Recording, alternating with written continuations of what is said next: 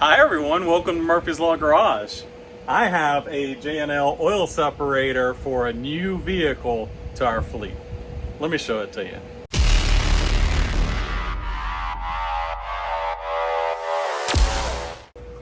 Seth apparently doesn't want to help with his own project. You gonna help show the people your new vehicle? Huh? Come on, let's go.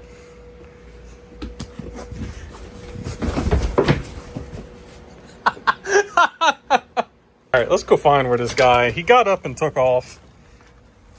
Oh, there he is. Boom. The next project on Murphy's Law Garage, everybody. 2024. I think he was trying to point Ford Explorer ST. This thing is bad, but it's got the same problem that every boosted car has, and that is oil is getting into the intake track, and that's a no-no. That's where J&L is going to help us out. So let us show you how to install a J&L oil separator on your Ford Explorer ST. Boy, isn't that beautiful. All right, so inside your box, you're going to have the catch can with your pre-attached hoses.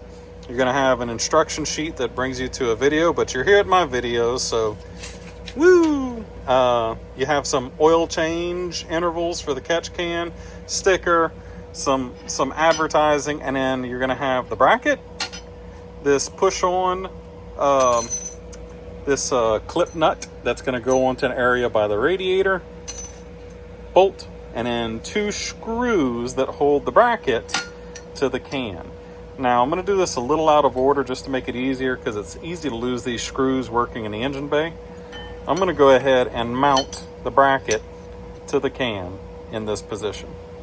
So the supplied 2 screws, they go through the top of the bracket into the can. Screwdriver.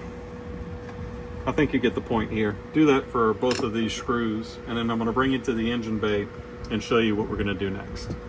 All right, so I've got our clip nut here, and if we look down in the engine bay, you see right here, this guy, back out a bit again, Seth, so everyone can see where we are and come in again.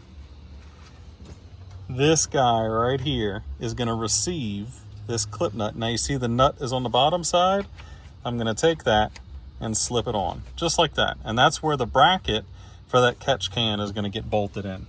So the next thing we need to do is to get that PCV hose off. So let me take this from Seth so he's not fussing with it.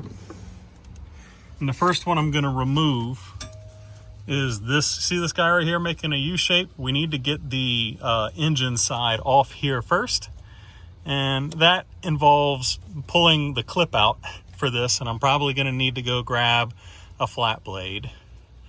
Yep, give me just a second. I'm gonna go grab a flat blade to make it easier to pop that clip out. All right, so J&L's instructions don't actually show the process for doing this. They say to take this side off and then that side. You can't really see what the clip is doing down here because they're both kind of hidden behind. So here's what I'm going to do.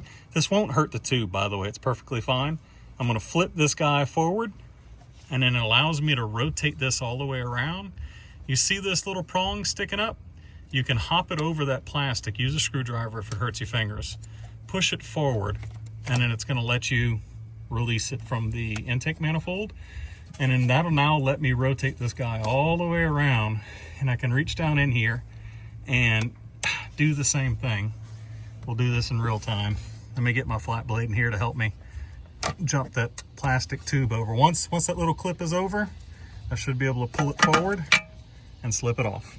There it is. Now, immediately I can smell it, but see the oil in there, Seth? Yep. There's the oil that the engine is ingesting. This, unfortunately, is already all over inside the intercooler.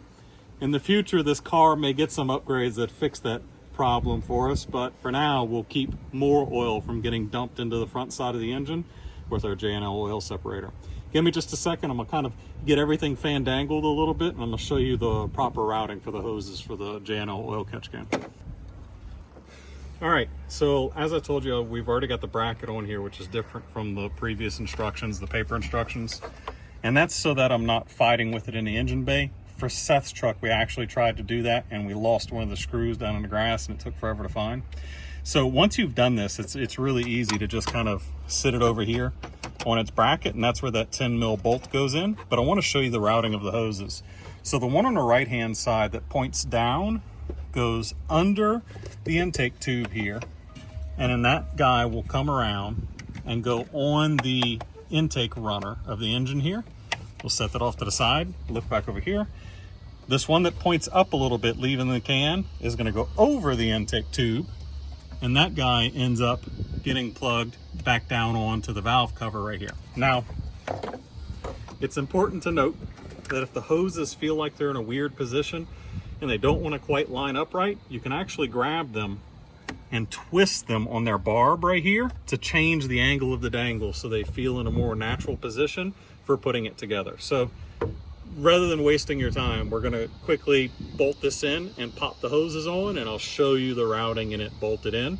Whenever you bolt this guy on right here, the one thing you're going to pay attention to is it needs to be turned facing this way, facing the motor, and not touching this very plastic connector, this coolant hose connector right here, because it will hurt it. So you want to make sure you're angled that way but not touching. We'll bring you right back. Pop that guy on right there, and then take this one, and I'm gonna go under this hose and pop that guy on right there. All right, I'm gonna have Seth bring you in close right here to where I talked about before. You can see here that I've got space between the bracket and this plastic hose. Do not let these two touch, they will destroy each other. So that, we've got a little bit of a sideways angle pointing here. You can see that my hose travels under, over, and then simply just connects up on top. And this is a very straight path. Now the one that's right here takes a bit of a different path. It goes under. I actually went under this harness or collection of hoses, I'm not sure what it is, it's wrapped up, and a wire here to put our connection onto the valve cover. That way it kind of slinks in and out the way without making a hard bend over the top of that. But that's it. We've installed a J&L catch can on this Ford Explorer ST, and that means this engine is going to live cleaner and healthier and frankly longer. Now, I've covered this in other videos, since you're probably new here, since this is an Explorer ST and you're looking for your Explorer ST, why these things are so important. This engine is direct injected. It tends to get a lot of crap on the valves. Keeping the oil out of the intake helps reduce the amount of junk, the gunk that builds up in the intercooler, in the charge pipes, in the intake manifold, the backside of the valves. The big deal is actually quite often the intercooler itself, because that oil will actually get ingested into the intercooler and kind of gum everything up. Now, specifically on this one, it's got two of them. The clean side of the engine goes to the intercooler side, so this one really doesn't ingest it on the intercooler side. It's a little unique to other ones. Ford kind of thought about these sorts of things, and that's the good thing about Ford. If this were an Audi or a Toyota or a Hyundai or whatever with their turbo setups, they like to toss that oil right in on the front side of the intercooler. So Ford already kind of helped you prevent that, because their setup jumps directly from the valve cover to the intake manifold here, which means the only place that the oil is going to get is inside of the intake manifold, so it's not as bad. So then you're asking, well, if that's the case, still, what is the benefit? Well, of course, you still have less carbon buildup on the valves, but this is a performance car, and I bet you're here because you drive your soccer mom car like it's a race car, and in that case, then what you're looking for here is that your octane is always where it's supposed to be. What do I mean by that? Whenever oil atomizes and gets sucked into the engine, it actually reduces the effective octane of the fuel that you're running. So if all you, for instance, if all you can get is 87 and you start sucking up a bunch of oil under boost, your 87 becomes 86, becomes 85, 84, 83, especially as the engine gets real hot and it atomizes more of that oil and sucks it in. So it actually increases the risk of knock and detonation.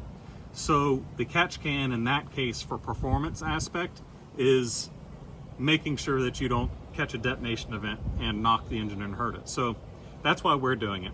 Of course, we want the engine to stay nice and clean. We don't want this nasty, icky oil finding its way into the intake, but we're gonna race car this thing, so we also don't want to hurt the motor. That's my 2 cents anyways.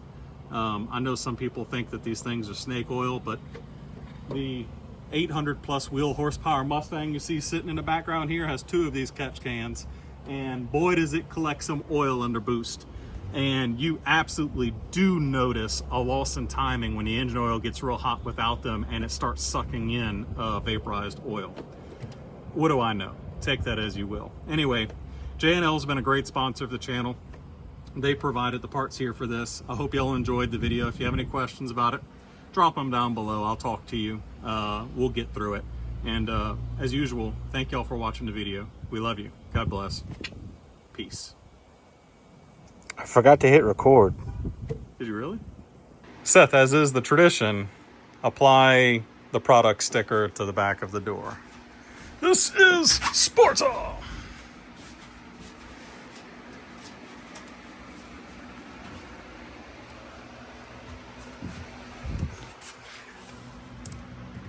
Nice.